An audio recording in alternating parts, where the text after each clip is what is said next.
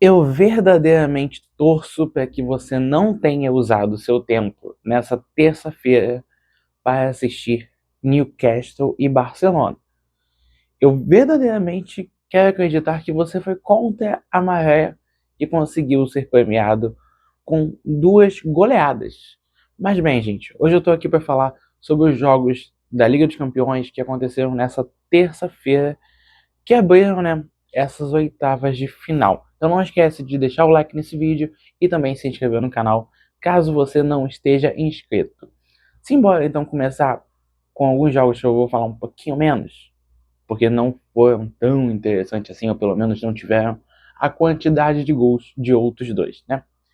Quem abriu, o confronto que abriu essa terça-feira foi Galatasaray e Liverpool. É um jogo que eu acredito que o Liverpool ainda possa se classificar, tá? É um jogo que eu acreditava nisso antes da partida começar, mas encontrou um Galatasaray que na Turquia todo mundo sabe que é uma pedra no sapato, mas um time que o Liverpool não conseguiu fazer frente. O jogo foi 1-0 para o time turco, gol do Lemina aos 7 minutos de jogo. É de se destacar também a grande atuação de Osimhen. O Osimhen é um jogador muito acima da Liga Turca, sabe? A gente viu diversos jogadores fazendo essa movimentação para a Turquia já há algum tempo, já há quase 2 décadas. E o Osimhen, ele brinca nesse time do Galatasaray. O Osimhen, já foi artilheiro da Liga Italiana pelo Napoli, mantém o seu altíssimo nível jogando no Galatasaray. Então o Liverpool perde e deixa a decisão para Anfield. Mas só entrando um pouquinho nesse time do Liverpool, já há um tempo a gente fala sobre a questão do slot, né? Nesse jogo em específico, o Gakpo não começou. Quem atuou pelo lado esquerdo do campo é o Szoboszlai. E do lado direito, Mohamed Salah. Essa relação entre Salah e slot, tivemos altos e baixos. O Salah fora da equipe, não viajando, ainda nessa Liga dos Campeões, mas no ano passado, um pouco antes da Copa Africana de Nações, volta sendo reserva, depois conquista a titularidade, enfim. A questão é, ainda que o Salah tenha renovado, não tem muito tempo, eu não sei se ainda ele merece essa posição. O meu sentimento é que o Salah está ali simplesmente por nome. Não é nem mais por não ter opção. Porque você mantém um Salah que não cria, que não faz nada. O Salah, desde 2023, mais ou menos, ele já não é aquele grande jogador de diversas partidas. Mas ele conseguia ser jogador de bonitas jogadas. A gente pode lembrar alguns gols perdidos sem goleiros do Salah? A gente vai. Mas a gente tem consciência de que, ainda depois de 2023, o Salah fez gols importantíssimos para um Liverpool campeão de Premier League. Então, sabe até que ponto vai porque é você, vai porque você é nome, você tem nome, vai porque você é ídolo, e até que ponto ainda é do jogo atual do Salah. Mas enfim, não é uma coisa só do Salah, né? Salvo algumas chances criadas pelo Ekitike, que eu realmente acho que foi bem, o Konaté foi assustadoramente mal. A linha defensiva do Liverpool não foi bem, né? Praticamente metade terminou amarelada. E a eliminação, ela não tem altos níveis, porque a gente sabe que o Galatasaray perde bastante força distante da sua torcida. Então acho que o que o Liverpool mais pode se apegar é isso. É saber que vai jogar em casa e a principal força do Galatasaray, tirando o Osimhen, não vai estar presente. Mas vamos ver, né, cara? É, é um Liverpool que decepciona em muitos cantos.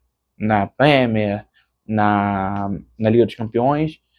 E a gente não sabe se a manutenção do slot é o melhor a se fazer, até porque Xabi Alonso, que seria a escolha do Liverpool em momentos anteriores, enquanto o espanhol ainda estava no Bayer Leverkusen, está livre no mercado. Então talvez essa seja uma movimentação que o slot tenha de se preocupar. Indo para o jogo badalado, que durante a partida em si não foi nem um pouco badalada, vamos falar de Newcastle e Barcelona. Muita gente esperando um jogaço, um 3-3, um 4-3, e a gente não viu nada disso. A gente viu foi bem pouco de bola jogada durante 90 minutos. Tanto que os gols saíram só nos 10 finais, contabilizando os acréscimos. Mas bem, existiam duas dificuldades, né, nesse jogo. O Newcastle não passa pelos seus melhores momentos na Premier League, muito em virtude. A temporada de Rui não é boa de fato, mas o momento é ainda pior, apesar de ter uma vitória recente contra o United, pela ausência do Bruno Guimarães. A trinca de meio de campo, ela ainda está formada pelo Tonali e pelo Joelinton. Só que quem entrou foi o Ramsey, que não tem a mesma qualidade, nem física nem técnica, do meia brasileiro. Enquanto o Barcelona, existe a preocupação do descontrole da partida, da quantidade de gols por uma necessidade do treinador de linha alta que esse time toma. E nessa Champions isso atrapalhou o Barcelona demais. Mas eu vou ser sincero, para mim nenhum dos dois fatores pesou. O jogo só foi fraco mesmo, de poucas oportunidades de ambos os lados. O, o Gordon, que é um dos artilheiros é o artilheiro do Newcastle na Champions, acabou entrando só no segundo tempo. O gol foi marcado pelo Barnes e o Barcelona marcou com o Lamine Yamal de pênalti aos 96 minutos, se não estou enganado. Isso mostra o quê? Existe um Barcelona que precisa e muito de Rafinha e Lamine Yamal jogando bem. O Lamine, ele tá no momento mais maduro da carreira dele. Ainda muito novo, eu sei. Mas eu acho que ele pode não ter o brilhantismo da temporada passada, inclusive em jogadas, até porque ele sofreu com uma lesão mais complicada nesse comecinho de temporada, mas ele tá mais consciente, ele tá jogando mais no coletivo, ele tem mais noção do papel dele nesse Barcelona, de bater no peito e assumir responsabilidade. Então por isso que eu acho que até esse gol de pênalti, ele é uma marca importante pelo Lamine, porque é para ele virar de fato esse jogador que o Barcelona gosta de agigantar, né? E não que ele não mereça ser agigantado, tá? É só uma relação do Barcelona ter essa necessidade de um jogador diferenciado. Bom, esse time também ele teve algumas questões que assim, o Pedro começa jogando, retorno de lesão não tem muito tempo, depois entra o Dani Olmo, tem Fermin Lopes também começando a titular, mas eu acho que o meio do Barcelona, quando ele vai mal, ele vai muito mal. E esse foi mais um desses casos, tá? Vamos agora para um próximo jogo, vamos abrir as goleadas que a gente já teve nessas oitavas de final, começando por Bayern e Atalanta. Jogo que ocorreu em Bérgamo, mas eu pensei que fosse em Munique. Que baile, que aula de futebol deu o Bayern de Munique de Vicente Kompany. Para mim, o melhor time da temporada, tá? Não acho que exista time no globo que esteja jogando melhor do que o Bayern de Munique. Que transformação o Kompany conseguiu fazer nele mesmo e na equipe dele de uma temporada a outra, né? Falando sobre o jogo, 6-1 contra o Atalanta, que assim, o time de Bergamo, ele tem algumas questões, né? Você tinha um trabalho muito seguro com Gasperini, que teve seu contrato encerrado e foi para Roma, que faz uma boa temporada lá, assegura bem ali alguma vaga para a Liga dos Campeões da temporada seguinte. E a Atalanta já está no seu segundo treinador na temporada, mostrando que não está caminhando tão bem assim. A derrota desse jogo, ela é esperada. É muito difícil da Atalanta conseguir fazer frente contra esse Bayern de Munique, mas não desse modo. Não de um modo que o Bayern conseguisse criar 30 chutes a gol e a Atalanta não chegasse perto de 10. Não de um modo que a única jogada que a Atalanta por vezes conseguiu fazer, inclusive daí sai um dos gols, daí sai um pouco de trabalho, são cruzamentos do lado direito do campo. Pois só, a Atalanta não conseguiu encaixar nenhuma jogada durante 90 minutos, tirando a bola do lateral, ala direita, cruzamento na área. porque às vezes nem concluir conseguia. Do lado do Bayern de Munique, o Olise fazendo um jogaço. O Olise para mim também é um nome que ele vai até um pouco diferente do que o Bayern faz, porque ele foi muito bem na temporada passada, na temporada de estreia dele pelo Bayern de Munique, e nessa temporada ele tem uma queda. Mas assim, um jogaço, deitou na Itália. O próprio Gnabry também vai muito bem. O Stanisic também faz um gol bem cedo, que me fez até pensar que o Bayern pode quebrar o seu próprio recorde. O Bayern é o time de maior goleada no mata-mata na Liga dos Campeões, que é uma vitória de 7-0 contra o Basel em março de 2012, e o maior agregado também, num 12-1 contra o Sporting em 2009. Então, além desses jogadores que eu falei, até o Nicolas Jackson, que teve todo o problema de vai para o Bayern, volta para o Chelsea, nessa negociação de empréstimo, também foi muito bem, já que o Bayern não tinha nesse jogo nem Harry Kane, nem Manuel Neuer se recuperando de lesão. Mas falando em lesão, duas preocupações para esse time do Bayern, que me deixa inclusive um pouco triste. O Musiala voltou a jogar em janeiro, depois da lesão naquele momento de Bayern e PSG no Mundial de Clubes, causado pelo Donnarumma. Ele retorna em janeiro e ele já sente mais uma vez, podendo ficar de fora da Copa. A gente ainda vai ver qual é a lesão, quanto tempo de recuperação, tudo certinho, mas esse medo assusta qualquer jogador, né? A gente está há 3 meses da Copa do Mundo e ninguém quer correr risco de ficar de fora. Outro jogador que também sentiu, e esse é até um pouco triste porque o histórico dele é bem complicado, é o Alphonso Davies. O Davies que surgiu no Bayern jogando muita bola, gente. 2019, 20, 21. O Davies é um jogadoraço. O Davies fez o Bayern não sentir falta do gigantesco Alaba. Só que o tempo e as lesões acabaram sendo cruéis demais para a carreira dele e ele acaba voltando a sofrer mais uma lesão. Ele já passou por LCA no passado, se lesionou esse ano, entrou na segunda etapa nesse jogo e não aguentou jogar nem o segundo tempo inteiro.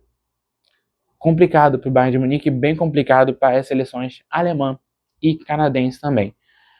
Mas olhando para o lado positivo, o Bayern está com uma classificação mais do que encaminhada, uma possibilidade de quebrar os 2 dos seus próprios recordes, é só pelo menos conseguir fazer 7 no jogo de volta e também 7 para conseguir virar o maior placar agregado da Liga dos Campeões. E quem também está com uma classificação bem encaminhada é o Atlético de Madrid.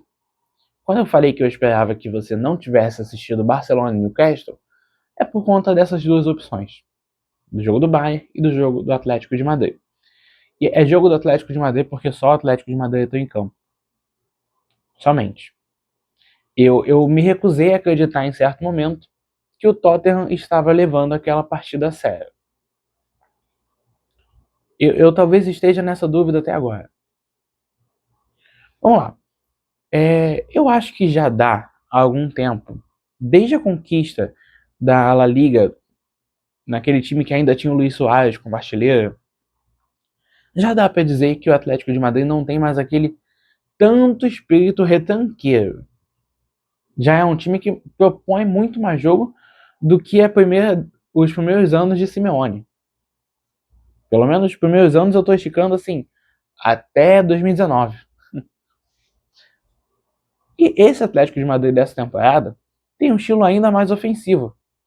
Não é o primeiro jogo em Copas que o Atlético de Madrid faz 5 gols esse ano. Fez 5 no Betis.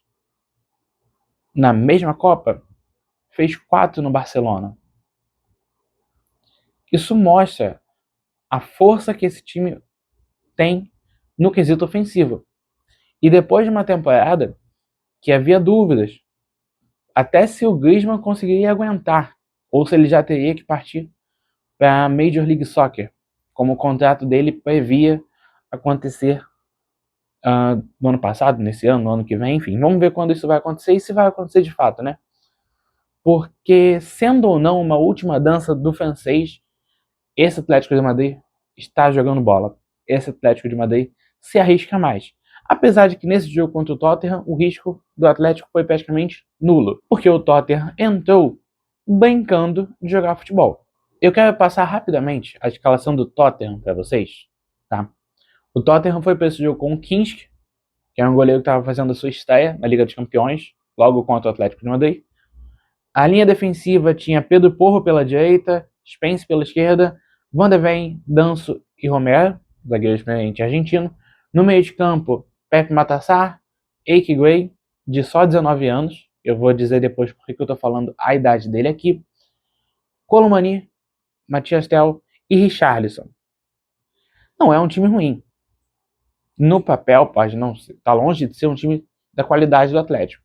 Está longe de ser um time que consegue brigar no X1 contra todo o restante do Big Six inglês. Mas jogando é nada mais nada menos do que o pior time da Premier League, que conseguiu se classificar para as oitavas da Champions e passa essa vergonha. No comando, se o problema até um tempo atrás era o Thomas Frank, que de fato eu acredito ser um dos problemas do Tottenham, Igor Tudor, que treinou a Juventus um tempo atrás e foi mal, mostra que o Frank nem era tão problemático assim, ou que as coisas inclusive poderiam ser piores. Houve uma pressão muito maior do Frank ser demitido do que o Nuno Espírito Santo, por dois motivos. O Nuno, por um momento, focou o seu time na Liga Europa e jogava bem na Liga Europa. O Thomas Frank, por mais que tenha sido o quarto colocado da Liga dos Campeões, com o Tottenham, na fase de Liga, não jogou bem. Não jogou bem. O Tottenham não jogou bem nessa temporada. Tanto que a gente está em março e a gente não sabe um time titular do Tottenham. A gente não tem noção de qual é o ataque do Tottenham na temporada. A gente não sabe a posição do Colomani, a gente não sabe a posição do Van de Ven, a gente não sabe a posição do Xavi Simons, que chorou no final do jogo mais uma vez. Está sendo bem comum nessa temporada ver choro do Xavi Simons. Mas o maior absurdo foi, sem dúvidas, ver o que o Tudor fez. De escalar um goleiro jovem para o seu primeiro jogo de Champions, numa partida difícil, e tirar ele depois de 3 falhas. E o mental do goleiro, gente. De ver o time rival dele aplaudindo ele, ironizando, obviamente, e ver a própria torcida vaiando na sua estreia. O Van de Ven falhou no segundo gol, e o erro dele foi quase despercebido. E não deveria ser. O Tottenham depois até chega a melhorar, faz um gol com o Pedro Porro, tem um toque de cabeça na trave do Romero, mas o jogo é do Atlético de Madrid. Álvares jogou demais, Griezmann jogou demais, Lenormand jogou demais, a gente também merece dar o mérito ao time do Simeone. Mas é tão absurdo o que aconteceu com esse Tottenham, que é difícil de até não sentir raiva vendo o jogo. Porque o Tudor fez uma vergonha numa temporada muito vergonhosa do Tottenham. Foi mais uma vergonha, né? Mais uma vergonha para essa temporada de 25-26 do Tottenham, que assim, vai ter volta e vai se agarrar com alguns resultados do Atlético de Madrid, né? Eu falei que o Atlético tinha vencido o Barcelona por 4-0 na ida, e na volta tomou 3. Então o Tottenham vai tentar entender que o Atlético de Madrid sofre quando tenta conservar resultados, mas é difícil pensar que o Tottenham vai conseguir fazer um por si só. 2, sabe? Então realmente foi um sentimento de revolta de ver o que aconteceu com esse Tottenham. Pontuando 2 coisas finais, eu falei do Eike Gray, meia de 19 anos, de ter dado entrevista após jogo. O Romero, de 27, e tantos outros mais experientes desse time Tottenham correram e colocaram um moleque de 19 anos. Então foi um goleiro de, se não me engano, 22 anos, fazendo sua estreia, sendo colocado aos leões por falhas dele, não dá pra negar. Não dá pra dizer que o torcedor tem que fazer carinho, não tem que chamar atenção. Mas é entender também por que o Tudor não colocou o Vicario para jogar, que é o goleiro titular, e também entender que o Eike Gray, de 19 anos, teve de dar entrevista porque o Romero não quis dar cara a tapa para a imprensa. Para terminar, estava no Wanda Metropolitano ninguém mais, ninguém menos do que Maurício Pochettino. As boas línguas dizem que ele foi observar Johnny Cardoso, meia de nacionalidade brasileira e norte-americana, que preferiu atuar pela seleção dos Estados Unidos, que já está no Atlético de Madrid há algum tempo. Aqui no Brasil jogou no Inter. As más línguas já diriam que talvez não seja isso, mas sim o entendimento de que o contrato de Pochettino com a Federação Norte-Americana vai até a Copa do Mundo. Quem sabe, no balanço que o Tudor vive desde o seu primeiro jogo, não rola um anúncio do argentino voltar ao comando do clube londrino. Bom, gente, eu vou ficando por aqui, espero que vocês tenham gostado. Ainda tem jogo nesta quarta-feira, outras 4 grandes partidas, espero outras goleadas, espero outros jogos bons, e a gente se vê logo, logo em breve. Não esquece de deixar o like nesse vídeo, comentar aqui o que você achou dessas partidas, o que você espera das próximas, do jogo da volta. Também não se esqueça de se inscrever no canal caso não esteja inscrito. Fui!